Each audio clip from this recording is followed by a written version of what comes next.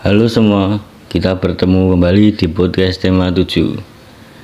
Kali ini kami membahas tentang perkembangan dan kemajuan teknologi serta kreativitas di masa pandemi. Pada kesempatan kali ini, kami akan menyampaikan tentang kemajuan teknologi saat ini serta hal-hal positif yang dapat kita lakukan di masa pandemi. Dan jika kita membahas tentang kemajuan teknologi, tentunya banyak sekali hal yang telah berubah dari masa lampau ke masa sekarang. Tentunya kemajuan teknologi saat ini berdampak positif dan juga dapat berdampak negatif. Saya Martin dari kelas 11 IPS 3 nomor absen 16. Saya Jessica Andini dari kelas 11 MIPA 1 nomor presensi 12. Saya Teresia Herijanto dari kelas 11 IPS 2 nomor absen 21. Nama saya Samuel Vitorino dari kelas 11 IPA 2 nomor presensi 20. Kalau menurut kalian, apa saja sih dampak positif dari kemajuan teknologi saat ini? Menurut aku, dampak positifnya banyak banget. Salah satunya yaitu memudahkan proses jual beli. Sekarang ini, kalau kita mau berjualan, tidak harus langsung bertemu dengan pembeli.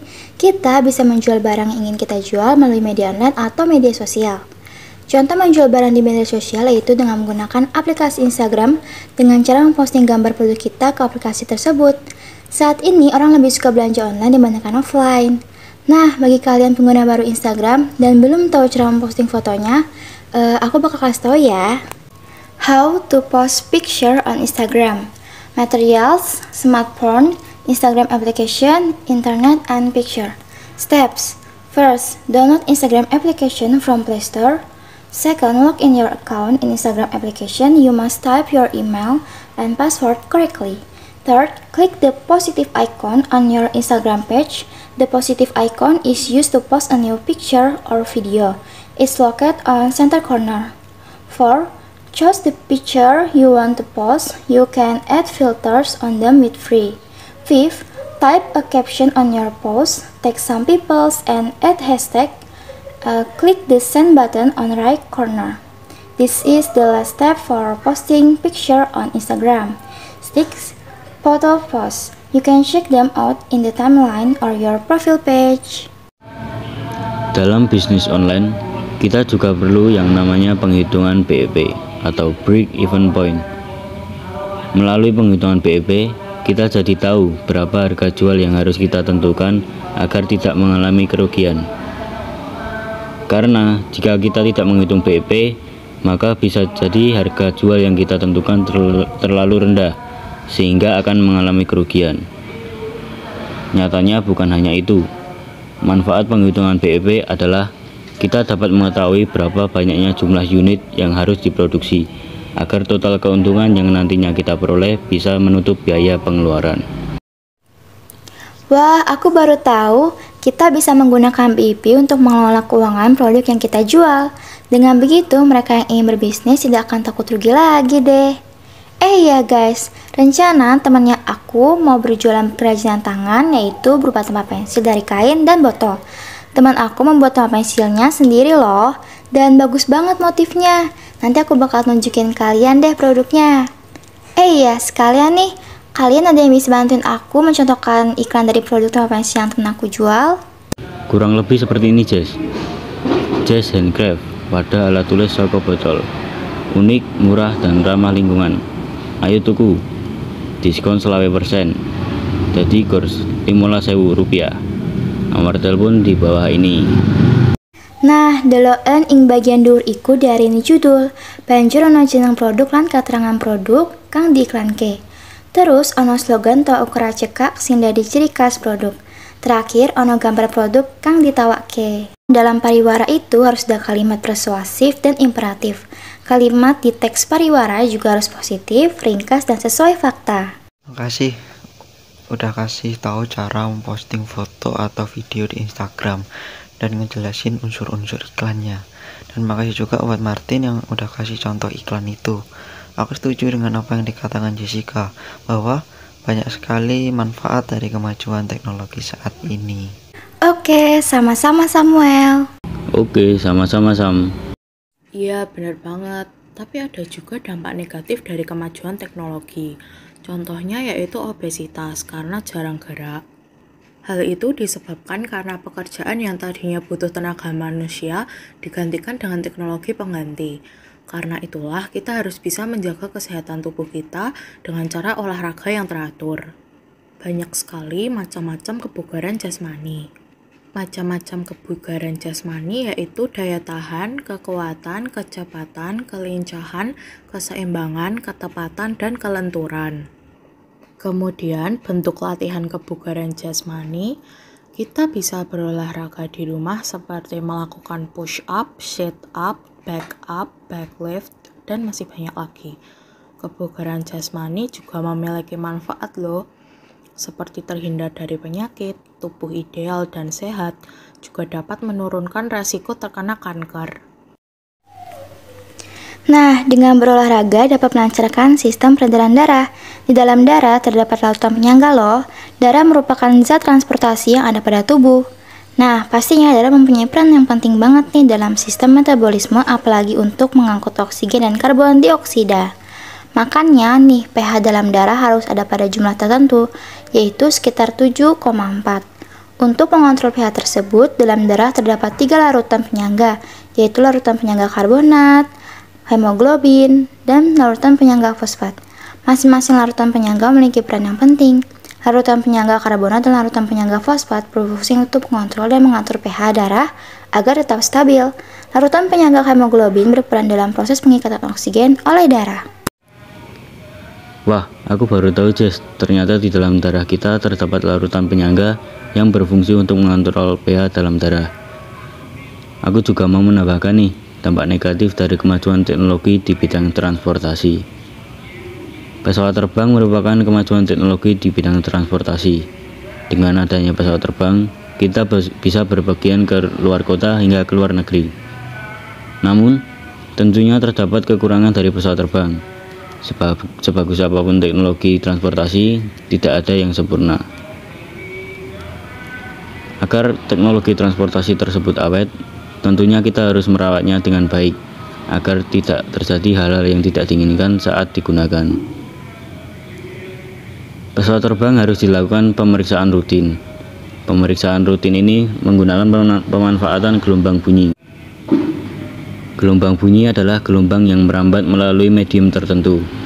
Gelombang bunyi merupakan gelombang mekanik yang digolongkan sebagai gelombang longitudinal. Dalam pemeriksaan rutin pesawat terbang menggunakan gelombang bunyi untuk mendeteksi retak dalam struktur logam atau beton, digunakan pemindai ultrasonik. Teknik pindai ultrasonik digunakan untuk memeriksa retak-retak yang tersembunyi pada bagian pesawat terbang, yang nantinya dapat membahayakan penerbangan pesawat. Iya, bener banget Martin. Oh iya guys, kemarin di Pulau Gadung, Jakarta terjadi banjir loh. Kok bisa banjir sih?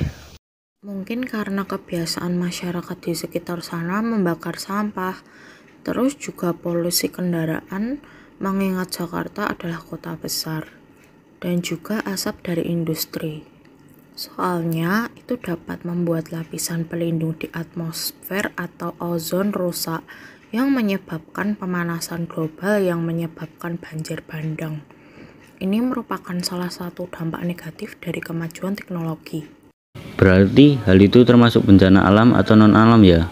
Banjir itu termasuk bencana alam, tetapi bisa juga bukan karena faktor alam, tetapi karena faktor manusia atau ulah manusia. Banjir bisa juga terjadi karena curah hujan yang tinggi, lalu mengakibatkan air sungai meluap dan daerah di sekitar sungai terkena banjir. Oke, makasih infonya. Iya guys, menurut kalian keadaan masyarakat Indonesia di masa penjajahan dengan keadaan di masa pandemi ini mirip nggak sih? Perasaanku juga begitu, kayak ada yang mirip. Yang sama itu kayaknya dari segi perekonomiannya. Menurutku, ekonomi masyarakat Indonesia saat penjajahan dengan masa pandemi ini sama-sama mengalami kemunduran. Kerja rodi dan tanam paksa oleh pemerintah kolonial Belanda menjadi salah satu faktor kemunduran perekonomian masyarakat pada saat itu. Karena hasil panen diatur oleh pemerintah Belanda dan masyarakat juga harus membayar pajak tanah. Oleh sebab itu, masyarakat sulit untuk mencukupi kebutuhan hidupnya. Persamaannya dengan masa pandemi apa? Ya bisa kita lihat, saat pandemi ini, ekonomi masyarakat kita juga menurun. Pandemi ini membuat daya beli masyarakat menurun, sehingga membuat beberapa produsen kemudian mem-PHK sebagian karyawannya karena tak lagi mampu membayar gaji mereka. Oh, jadi hubungannya seperti itu. Iya, Sam. Tapi, meskipun banyak kerugian yang didapat, penjajahan Belanda juga memberikan dampak positif loh. Kok bisa, Jess? Iya, kamu tahu jalur Pantura gak? Iya, tahu. Nah, itu salah satu infrastruktur peninggalan kolonialisme Belanda loh. Dulu, jalur itu hanya dapat digunakan untuk kepentingan pemerintahan Belanda saja. Namun, sekarang kita dapat merasakan dampak positif dari pembangunan itu. Dengan adanya jalan itu, kita dapat dengan mudah mendistribusikan barang dan jasa. Wah, benar juga. Bahas penjajahan Belanda gini, jadi ingat tentang kerja paksa Rodi, di mana manusia dieksploitasi, dikuras habis sumber dayanya, tanpa diperhatikan bagaimana kesehatan dan kesejahteraan mereka. Iya, benar banget. Tindakan itu juga tidak berperi kemanusiaan dan melanggar hak asasi manusia. Tidak mencerminkan budaya kasih tetapi kekerasan. Hak asasi manusia sendiri ialah hukum dan normatif yang menyatakan bahwa manusia memiliki hak yang melekat pada dirinya karena ia adalah seorang manusia. Terus ngomong-ngomong mengenai HAM, ternyata keluarga berencana atau KB juga termasuk hak asasi manusia juga loh. Kok bisa? Iya, bahwasanya setiap orang tua mempunyai hak dasar untuk menentukan dengan bebas dan bertanggung jawab tentang jumlah anak dan jarak antara anak yang satu dengan yang lainnya. Bebas dan bertanggung jawab dalam hal ini artinya orang tua menilai sendiri apakah dirinya mampu ber-KB dengan tidak mengganggu hak orang lain, serta tidak mengganggu kesehatan ibu dan anak itu sendiri. Oh, ternyata begitu ya. Aku baru tahu. Hehehe. Cara tentang KB nih, dari sekarang kita juga harus perlu mengetahui cara membangun KB yang berkualitas. Dan salah satu upaya pembentukan KB yang berkualitas adalah melalui kesehatan reproduksinya, yaitu suatu keadaan sejahtera, fisik, mental, dan sosial yang baik, bukan hanya bebas dari penyakit atau kecacatan, tapi juga sehat dari aspek yang berhubungan dengan sistem reproduksi, fungsi, dan prosesnya. Masalah kesehatan reproduksi itu lebih terkait dengan terganggunya sistem, fungsi, dan proses alat reproduksi yang dapat berakibat pada keharmonisan hubungan suami istri, bahkan dapat mengganggu kelancaran proses kehamilan dan persalinan.